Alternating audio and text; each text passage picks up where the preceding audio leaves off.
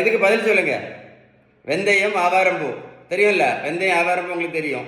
நெல்லிக்காய் ஜூஸ், நாவல் பழம், கொய்யா இலை, கிரீன் டீ, கருவேப்பிலை, கரிஞ்சீரகம், இதெல்லாம் சாப்பிட்றது நல்லது தான்.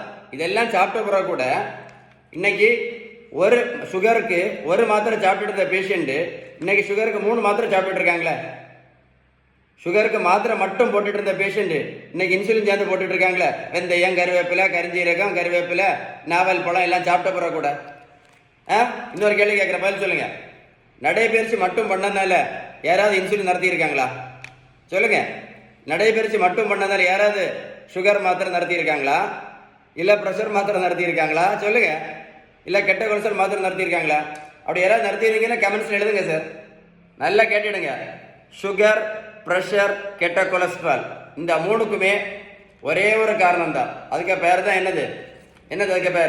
அதுக்கு பேர் தான் இன்சுலின் ரெசிஸ்டன்ஸ்.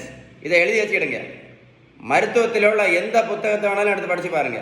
படித்து பார்த்தீங்கன்னா இந்த இன்சுலின் ரெசிஸ்டன்ஸை சரி பண்ணுறதுக்கு அவங்க சொல்லக்கூடிய ஒரே ட்ரீட்மெண்ட், பெஸ்ட் ட்ரீட்மெண்ட் என்ன தெரியுமா?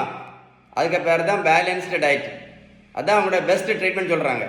அடுத்தது உடல் உழைப்பு, அடுத்தது நல்ல தூக்கம், கடைசி தான் மாத்திரை, அதுக்கப்புறம் கடைசி தான் இன்சுலின்.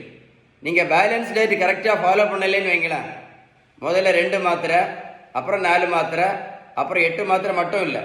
இன்னைக்கு நிறைய பேர் வாழ்க்கை முழுவதும் இந்த மாத்திரை கூடயும் இந்த இன்சுலின் கூட தான் வாழ்ந்துட்டு இருக்காங்க.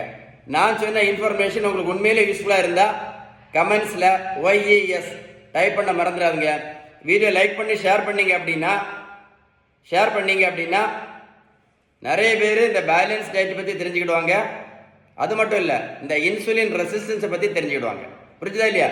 அதனால் மறக்காமல் வீடியோ லைக் பண்ணி ஷேர் பண்ணுங்க. ஓகேவா? ஷேர் பண்ணுவீங்களா? சொல்லுங்கள். ஷேர் பண்ணுவீங்களா?